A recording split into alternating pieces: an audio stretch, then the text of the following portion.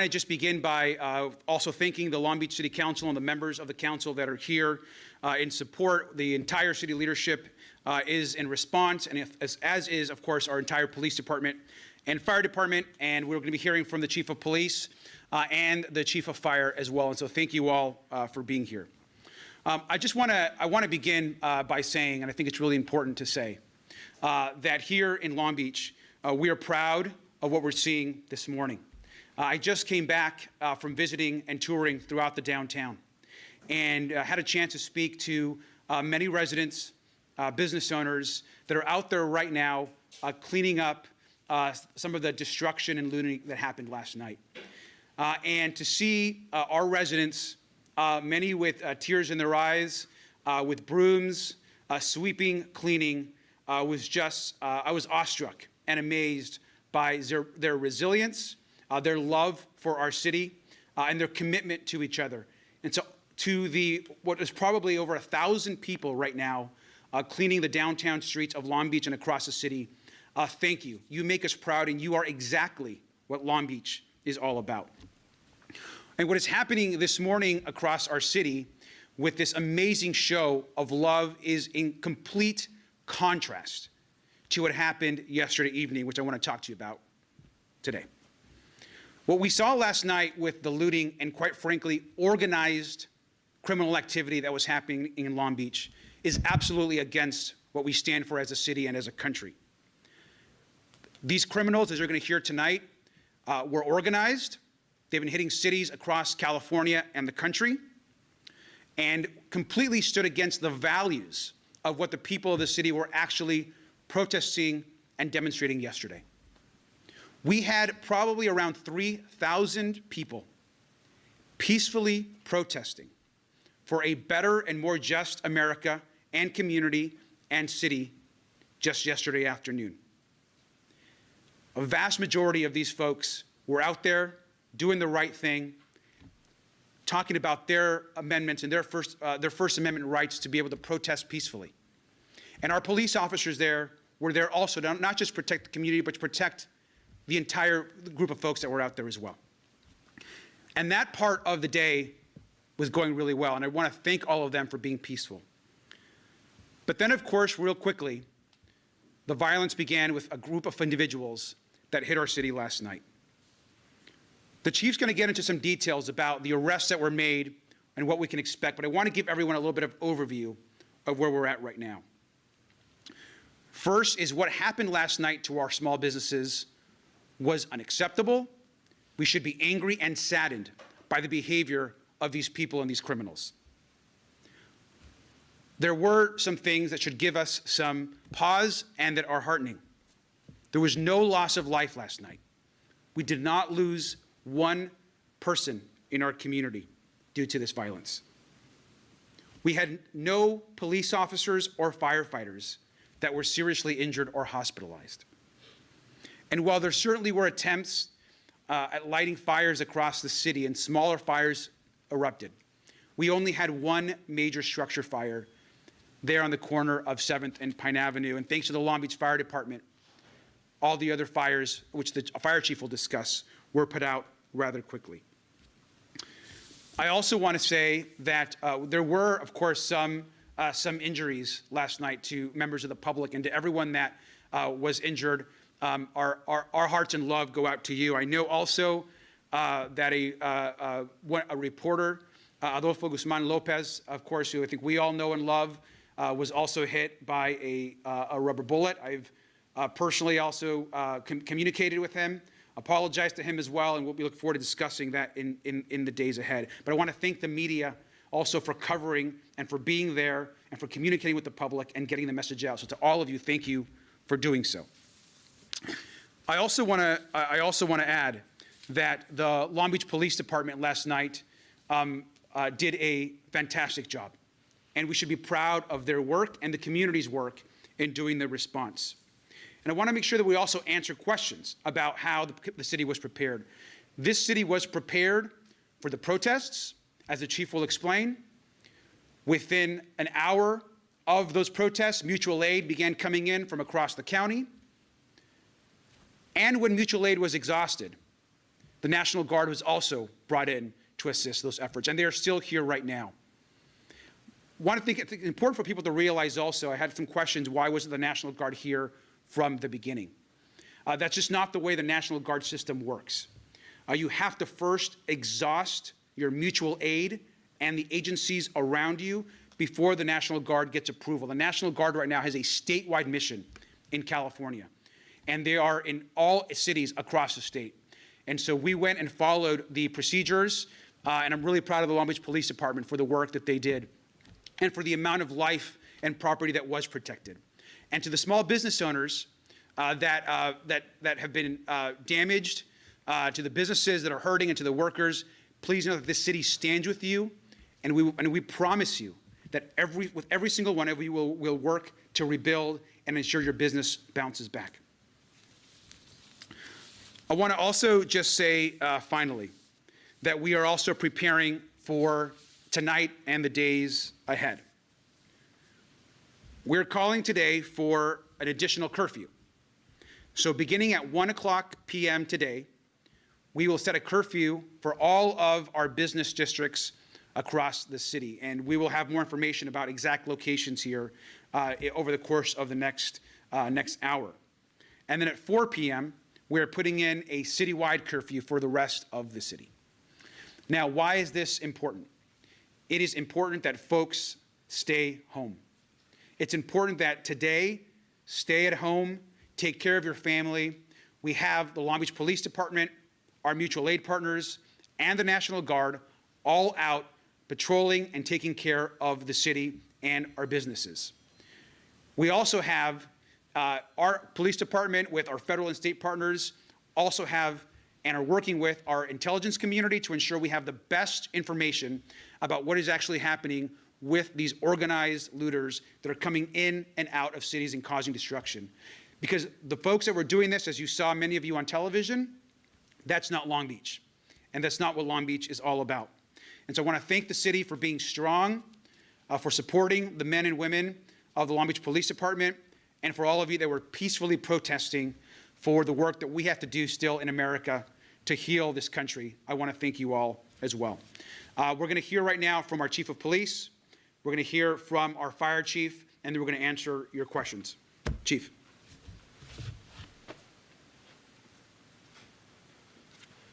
Thank you, Mayor, and good morning to everybody. As has been described, yesterday was a very sad day for us that love Long Beach. And the mayor described it. Today's a new day. It's a beautiful day. And if you drive around our city, it's a 180 from what you saw yesterday. People cleaning, people who love this place and they want to make it beautiful and are talking about what do we do to prevent the violence that occurred on our streets yesterday. As you know by now, we had a scheduled protest that was going to take place in front of the police department headquarters building in downtown Long Beach. We were expecting several hundred protesters. That's the information that we had. And that quickly turned to several thousand protesters coming from different directions, doing a variety of things. But the interesting thing about this group that hit our city yesterday, I want to emphasize that the majority of the group was peaceful. And I wish all the violence that occurred yesterday would not have occurred, because with the mayor who spoke before me and the city council that's to my right, and I've talked to each and every one of them, we've talked about meaningful change with policing, not only in the city, but across our country. And instead of talking about that today, we're talking about the violence, the theft, all the criminal activity that occurred around the peaceful protest that happened yesterday. I wanted to talk a little bit about the planning that the police department went to leading up to this event. We've actually been preparing for civil unrest. That's part of our job. We're consistently preparing ourselves. But as you know, as COVID health crisis hit us, and then right behind that, we're talking about the economic crisis, I think for all of us, we absolutely anticipated, but we're praying that it didn't happen, that we would have civil unrest. So we actually in the police department assigned some command staff to properly plan, equip us, and train us to make sure we are ready for what happened yesterday. So as yesterday did come up, or really this weekend, really being observant, communicating with our law enforcement partners as to what was going across the country, we were looking, learning, talking to people. I was specifically on the phone at least twice a week with major city chief peers around the country, learning from successes, from failures, and how to deploy our people. And that's what we did for this weekend. We actually deployed additional people Saturday. Thank God we didn't need them, and at least in our city, but what we ended up doing is we sent a large contingency of police officers to the city of Los Angeles, because as you see, Los Angeles was having some challenges. And in law enforcement, we have a great partnership where we help each other. So we sent people to them. Yesterday was a different story. As we prepared for Sunday's protest, we brought in hundreds of additional Long Beach police officers that were online with planning, looking at contingencies, talking about potential looting, and all those things that were going to happen. But there's something about this crowd that came to Long Beach. And again, I want to emphasize that the majority of them were there for the right reasons. I can actually tell you that not only myself, but almost every member of my police department feels the same way that a lot of the peaceful protesters felt. We were offended and appalled by what we saw on that video. We don't want law enforcement to be represented that way. But when we look at what happened yesterday, there was a smaller group of individuals who created chaos and eventually hit a lot of our individual businesses. I don't know how that moves us forward. I think that was a very negative thing for each and every one of us. And yes, you saw on live television some of our businesses being looted. And I've got to tell you, that was offensive. We were being interviewed by the media. We were getting calls. How do you let this happen? We didn't allow it to happen. We were responding from hotspot to hotspot, getting there sometimes minutes, sometimes 10, 15 minutes afterward.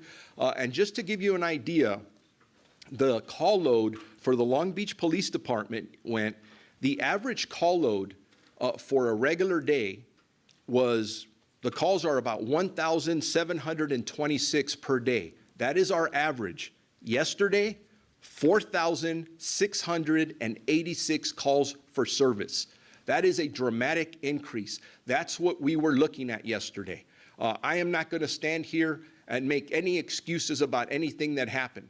I don't mind being scrutinized. It is my job. I'm accountable for everything that happens at the Long Beach Police Department. But if there's anger to be directed, it is at the individuals who came here, interjected themselves in a peaceful protest with a very good cause, and decided they were going to, 1, throw objects at police officers, 2, destroy police cars, 3, break windows and loot our businesses. That's where our anger needs to be directed. I think we as a community need to stand up and, 1, say, yes, peaceful protest, great cause, but this criminal behavior is absolutely unacceptable. That's where our anger needs to be directed. And as the mayor stated earlier, we are getting ready again for today. We have hundreds of Long Beach police officers ready to deploy. And I've got to tell you something, each of them that were involved in yesterday's incident are back today. Like me, we're praying that nothing happens. But as I was talking to officers who were leaving at 3 and 4 in the morning that had worked 16, 18-hour days, I had several officers tell me, Chief, this was unbelievable. A lot of us feel the same way the peaceful protesters feel, but they were talking about how they were being challenged. There were rocks, bricks, bottles being thrown at them. Several officers got hit in the head. Thank God they were wearing helmets. But how do you think that feels? Just because we wear this uniform. That is not a good feeling. I don't want that to happen. This is not the way to create change, not at all. I do want to mention something else about resources, and the mayor mentioned it. I stated that we had over 350 additional officers on Sunday on top of our deployment. Within the first hour that we got a sense that the crowd was growing, we had already put mutual aid on alert. We do this when we have protests coming. The minute we saw the crowd swell, we immediately notified the Los Angeles County Sheriff's Department Emergency Operations Bureau. We asked for additional resources, and they said, yes, we're going to send them to you. It is going to take longer because the region was impacted. Yesterday, you were watching television. Other cities in Southern California were significantly impacted. So we got resources eventually through the night. We had hundreds of other officers from agencies from our neighbors, Signal Hill, Seal Beach. We had Ventura County sheriffs here. We had agencies from the South Bay that were here. I had conversations with Michael Moore, the chief of police, who's a great friend of mine. He sent officers here. I also talked to Sheriff Villanueva last night, and he eventually sent some officers our way. Not to mention, we have the National Guard here, and we're asking that they could stay here as long as they can. So we were very prepared, and we will continue to be prepared. My job is to plan for worst case scenario. But if I, again, show you the call load we were involved in, that's the amount of work that was happening. It was happening fast. It was happening furious. And I'm going to get off the mic here, but I want to say one more thing. Can you imagine being the family member of a police officer and sending your husband, wife, mother, or father, or your son or daughter to work today with what you saw on television yesterday? How do you think that feels? These officers did an amazing job. The discipline they showed after being called names, getting things thrown at them, getting their vehicles destroyed, but they stood firm and they didn't overreact from what we saw. With that, there's a lot I could say. As you can tell, I've got a little bit of energy in me this morning, even though I've gotten 2 hours sleep. I'm going to turn it over to my partner, the fire chief. Thank you.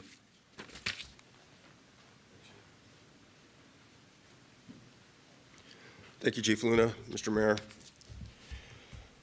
Let me just start out by telling you how proud I am of the city of Long Beach for the way that they've responded to the events that occurred yesterday, and also how we empathize with the fire department empathizes with not only the residents and business owners that were adversely affected by the events of yesterday, but also with the protesters, the peaceful protesters that came here and just wanted their voices to be heard, and that was squelched by the mayhem that occurred in the aftermath. So I empathize with you on that accord. I also want to point out just a couple of things, and one is that at the end of the evening yesterday, I saw a success. As I've stated before, I was here in '92 when the riots occurred. The riots affected the entire city. There was burning for days, and there was just very little control at that point, and it was a very, very difficult situation. What I saw yesterday was the culmination of years of training and preparing. I know in the last couple of days I've been sitting with Chief Luna, his command staff, our city management, and all of our city partners. And everybody has just come together to put together a good plan, and I think that we had a very, very successful day yesterday, though obviously there was damage and we do need to recover. Along those same lines, we don't operate in a silo, and I can tell you that we needed assistance from the fire department. We saw that early. On a given day, every morning we respond to the region, let them know who we have available to respond, and also who can respond to help us. Yesterday, we saw very, very quickly that we were going to need some help. We reached out to the region for Master Mutual Aid. LA County sent us a strike team very, very quickly. They were with us shoulder to shoulder downtown. Quickly followed by that, we asked for another strike team. We got additional companies from Anaheim, Costa Mesa, Huntington Beach, Newport Beach, and the city of Orange. And to those fire chiefs and their fire departments, I say thank you. Job well done. Thank you very, very much. All that, what that meant for the fire department is yesterday we had in excess of 100 fires, structure fires, vehicle fires, debris. Of all of that, we had only one major alarm structure fire, which I'm sure most of you saw last night at 7th and Pine.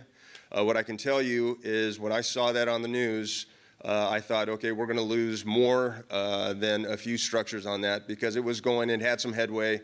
But when our troops arrived there and got to work, they kept that structure fire to a single structure, though there was brand new construction on two sides of that building. And so I'm very, very proud, and I just need to make note of that to the men and women of the Long Beach Fire Department.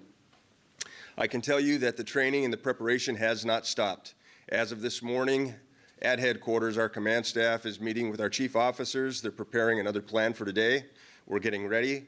At the kitchen table, as we do every morning, the off-going crews are relaying information to the crews that are coming on. What worked? What didn't work? What can we do better? Where do you need to be safer?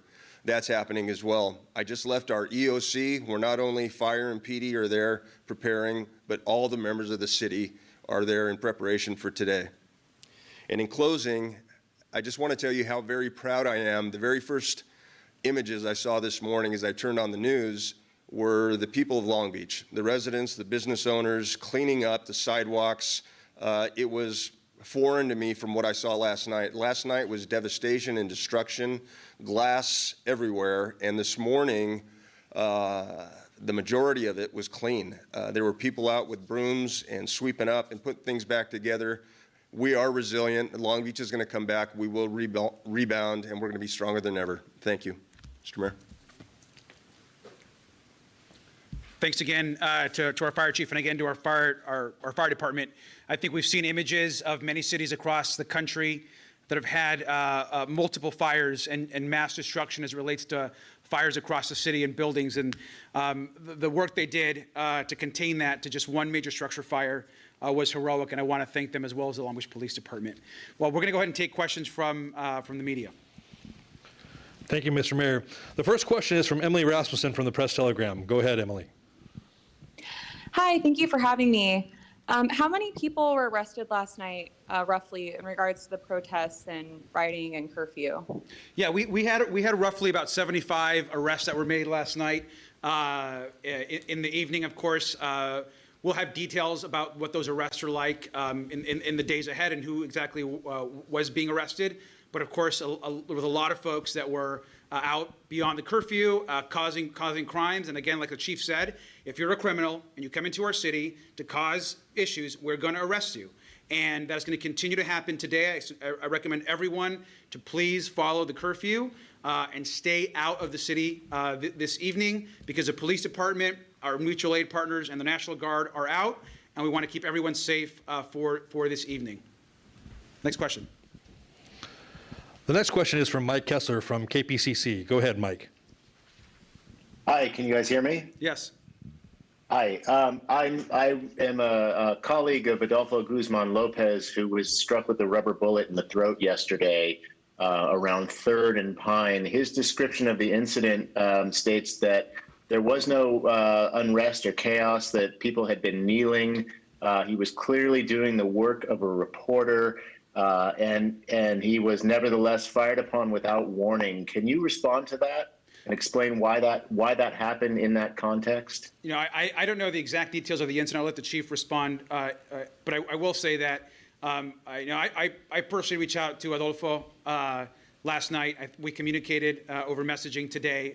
I have apologized to him for what happened to him. And I think the media is doing is heroic work. So obviously will investigate that incident, but I'll let the chief comment further on that. I really appreciate the work that the media is doing, covering these incidences. It's bringing the level of violence that's occurring to everybody's living room, which I think needs to happen. I was made aware of this incident earlier today, And before coming over here, I wanted to make sure that somebody from our internal affairs section immediately gets a hold of Rodolfo, and we want to know what happened. Yes, we have a version of what happened, but being in this business for 34 years, there's always two sides to every story. I do not want anybody from the media to get hurt. Anytime you hear of a media member getting arrested or force being used, it kind of shakes us to our core. So I will assure you that the incident will be fully investigated and we'll get to the bottom of what happened. Thank you. Next question. Thank you, Chief. The next question is from Jeremiah from the Long Beach Post. Go ahead, Jeremiah. Hi, you guys. Thank you. I actually have two questions. Well, two topics. One, where was this intel about the size of the protest coming from? You said it was only expected to be a few hundred people. Why did that turn out to be so wrong? And at that point, did you have information about the possibility of looters coming in and taking advantage of this, like they have in other areas? And second, it's my understanding that around 3:30 yesterday, as the protest was swelling, the city was on a level 2 tactical alert. This part was on a level 2 tactical alert, meaning officers can still take their regularly scheduled days off, scheduled vacation time.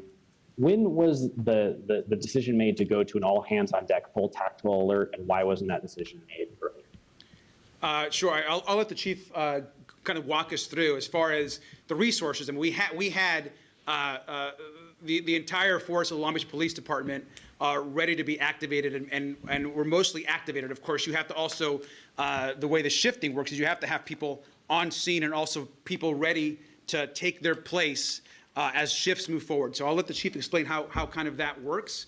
But I think that the police department acted heroically yesterday. So Chief, do you want to address the first part also? Yes, thank you for the question, Jeremiah.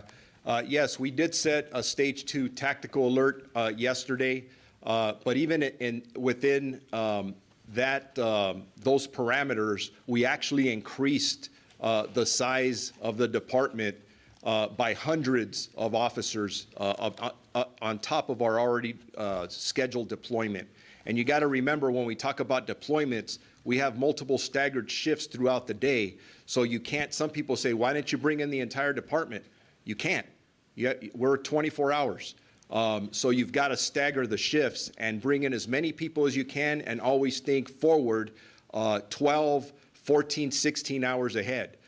So obviously, as we brought in all the people and as the night went on, we did shift to where we're now on a stage 3, which means everybody in the police department, even if you're on a vacation, has been recalled. That was as effective as of early this morning. Now, in regards to the first part of your question, why were we so wrong? I'm going to tell you something. Being in this business a long time, we get information from different places, and you try to adapt to what you have in front of you. Yes, eventually thousands and thousands of people showed up. We had hundreds and hundreds of officers. We got hundreds and hundreds of more officers in, and we started dealing with it one step at a time. But to suggest that we got it wrong, I don't think we got it wrong. It's interesting because I'm being asked questions about things that we did wrong. If you look at every major city in the United States that's been hit with this, I don't know if you have any city where multiple buildings haven't been burned and destroyed, multiple buildings been looted, and again, I'm trying to put myself in the shoes of a business owner. One business was too much. But overall, if you look at what didn't happen, I think our city did pretty darn good. And now as we look forward, we always want to get better. We'll look at everything, but we were prepared, and our officers, our firefighters, the city family did a really good job yesterday. Thank you, Chief. The next question is from Brenda Villa from NBC. Go ahead, Brenda.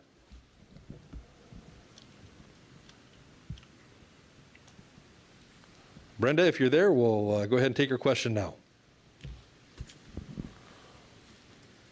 Okay, don't hear Brenda. Let's take the next question. All right, next question is from Kelly Puente from the Long Beach Post. Go ahead, Kelly. Yes, hi, this question is for Chief Luna. Chief, a lot of people are asking why LBPD was standing down while people were looting. Can you just explain briefly a little bit about the tactical reasons for officers standing back while people were looting businesses? I don't believe that to be the fact. We had multiple officers deployed, and let's take this from the beginning so we break it down. We were prepared, I believe, for worst case scenario. But keep this in mind. If hypothetically we didn't have criminals mixed into this crowd who didn't commit so many criminal acts, and the police were out in quote unquote force, what would we be saying today? Oh my God, this is a police state. You overreacted. That has happened over and over in this country. It's been a learning point of ours. We have been extremely successful in dealing with multiple protests over the years. And what we've learned is people want a confrontation with the police many times. So what we do is we back off. We hope that people will protest peacefully, that there's voluntary compliance. Even if they block streets, they yell, they scream, that's what creates change in this country. We love it. We facilitate it. We stay back. We don't want to interrupt it. But at one point, when you've got to take the temperature of the crowd and eventually it starts getting ugly, we had multiple hundreds of officers in this area ready to go in. And they started to go in. When what happened? They started attacking police officers, started destroying equipment. That's when we started going in. Dealing with thousands of people in one location, well, completely somewhere different, another group of what I say were organized criminals started to break windows and loot down at the Pike. They were initially successful, and then we responded units from the staged police officers that we had, and they got down there, created a shield, and the looting stopped there. And then periodically we were getting looting calls outside of the area where we had the hundreds of officers located in the downtown area. And as time went on, we were responding to those. But let's be honest, there were media cameras rolling around, and they were looking for looting that was happening, and they were getting there much earlier than the police were, but eventually we were going to get there. I do want to say one other thing. There were a whole lot of cameras out there. And if you were looting, and we have your license plate number, and we have your face, we're coming after you, and we're going to arrest you. Thank you. And let me add one more thing, Kelly. I think it's important. I think you're probably referring to some of the images that we've seen on social media or on the news where you will see officers, and then you'll see looting happening, whether it's across the street or adjacent to the officers. And I think it's important to remember that the officers that are on scene are doing multiple things. One is they're first and foremost protecting the public, they're protecting each other, and they're doing what they can to stop what could be multiple crimes happening at the same time. And so you have people that are also peaceful protesters mix in to all of the chaotic situations. And so it may be that at that moment, the police officer or the police officers have to make judgment calls about what's in the best interest of the entire public while multiple crimes could be happening at once. And so the police has to make those judgment calls. And I know it's hard to see an image of police officers standing together and then maybe something happening across the street, but please know that there are things happening all around them, and they are using all of their training and knowledge to do the right thing and also protect the public. And so that is sometimes, I know, a frustrating image to see, but it's one that we have to understand. And again, there was no loss of life last night. And that is because of the work of the Long Beach Police Department, the fire department, and the community in ensuring that people were also kept safe. And that's really important to emphasize, particularly what you're seeing all across the country. Jay. Thank you, Mayor. The next question is from Hetty Chang from NBC4. Go ahead, Hetty. Hi there. Thanks for taking my question. Can you hear me? Yes. The Men's Warehouse fire on Pine and 7th, do we know whether that was caused by looters? You had mentioned the 75 arrests. How many of those were looting arrests, and any idea where they came from? And lastly, what is your suggestion to business owners who saw what happened last night and are concerned may happen again tonight and want to perhaps take matters into their own hands to protect their businesses? Yeah, we're going to have information on the arrest. The chief will have the police department will have that later on. Just say our advice to our business owners is we are out there. Stay vigilant. I think the community is aware. We have more information about who obviously is coming in and out of the city, and we're prepared for this evening with all of our partner agencies and the work that's happening with the Long Beach Police Department. Also, business districts are going to be closed per the curfew. And remember, we had thousands of people in the downtown, of course, protesting. And so that was, of course, the impetus for some of these kind of rogue protesters and criminals to mix in. But Chief Espino, do you want to talk about any information we have about the fire at 7th and Pine? So unfortunately, at this time, it's still so close in time that we don't have enough information that I can give you anything definitive. But what I can tell you is that our arson investigators are currently investigating that fire. And not only do they go in and do forensics, but they're going to be looking around at the cameras in the area. So hopefully we do have something later on down the road. Next question. Thank you, Mr. Mayor. Thank you, Fire Chief. The next question is from James from the Los Angeles Times. Go ahead, James. Hi, Mayor. Hi, Chief. James from the LA Times. Early on in this press conference, Mayor Garcia, you referenced organized groups, possibly from outside Long Beach, who've hit other cities being involved in the looting. Can you just elaborate on that or explain what evidence you have of this? You've linked the people involved yesterday to looting in other parts of the region. Yeah, I don't think I'll have any more to say on that right now. I think the chief and the police department are obviously are having conversations with other agencies and some of our federal partners and federal agencies as well. And so, but I think it's pretty clear by seeing the type of activity and how organized the activity was that there is a strategy of going city to city and doing some of this this criminal work. I think we all saw what happened in Santa Monica, which was unbelievable to watch, and then some of that unfold in Long Beach as well. And so I think we'll have more to say on that in the days ahead. All right, Mayor. The next question and the last question from the media is from Aaron Mendelson from KPCC. Go ahead, Aaron. Hi. Yeah. Regarding the shooting of my colleague, reporter Adolfo Guzman Lopez, can you tell us the identity of the officer who shot him with the rubber bullet, and let us know if that officer will be back on the streets again today? I have no information on that incident yet, Chief. I'm not really sure. Yeah, as I stated earlier, very good question. Learned about that this morning. I don't have any of the details on it, so I can't even comment on it yet. Eventually, we can have that conversation with you, with Rodolfo, and we'll go from there. So no more questions, right? Yeah, actually, we have one written question from KABC from Julie, and I'll just read this, and that was, she just was not on the actual call. It said, the most recent press release reads, response plans were developed for unlawful assembly and isolated illegal activity. Yet we saw officers standing by watching as businesses downtown were being looted. Why were officers refraining from making arrests and intervening? And Chief, I think you covered on that, but could you care to elaborate a little bit? Yeah, I mean, and I'll elaborate too, because I think I keep hearing this, and I just want to be very, very clear that the police department acted heroically yesterday. We should be proud of the work that they did, and they are working their asses off. And so this idea that they're just standing around is just complete BS.